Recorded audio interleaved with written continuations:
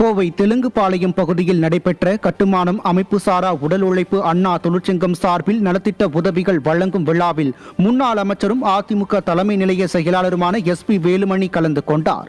இந்நிகழ்வில் பங்கேற்று புரட்சித் தலைவர் மற்றும் புரட்சித் தலைவி அம்மாவின் திருவுருவ படங்களுக்கு மலர்தூவி மரியாதை செய்த முன்னாள் அமைச்சர் SP வேலுமணி தொழிற்சங்கத்தின் யூடியூப் சமூக வலைதள சேனலை துவக்கி வைத்து தொழிலாளர்களுக்கு நலத்திட்ட உதவிகளையும் வழங்கினார்.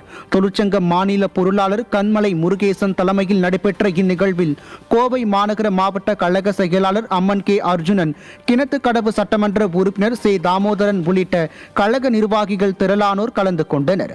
இதில் உரையாற்றிய முன்னாள் அமைச்சர் SP வேலுமணி, மீண்டும் புரட்சித் தமிழர் தலைமையிலான ஆட்சி அமைந்ததும் தொழிற்சங்கங்களுக்கு முக்கியத்துவம் அளிக்கப்படும் என உறுதியளித்தார்.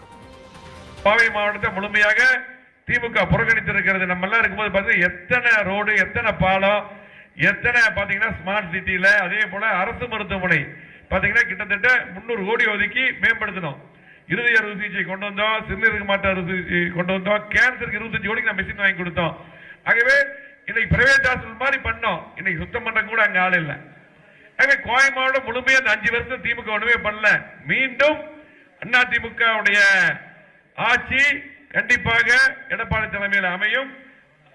அந்த நேரத்தில் பாத்தீங்கன்னா கண்டிப்பாக தொழிற்சங்கத்துக்கு முக்கியத்துவம் இருக்கும். கொரோனா எல்லாம் வந்தது உங்களுக்கு தெரியும்.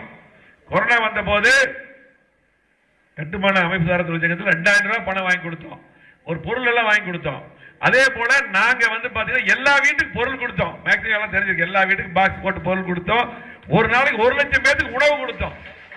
திமுக ஆட்சி கொரோனா வந்தது கண்டுக்கவே இல்லை. ஆக்சிஜன் எல்லாம் நிறைய பேர் இறந்து போயிட்டாங்க. நம்ம இருக்கும்போது, நான் அமைச்சர் இருக்கும்போது வாரம் மீட்டிங் போட்டோம்.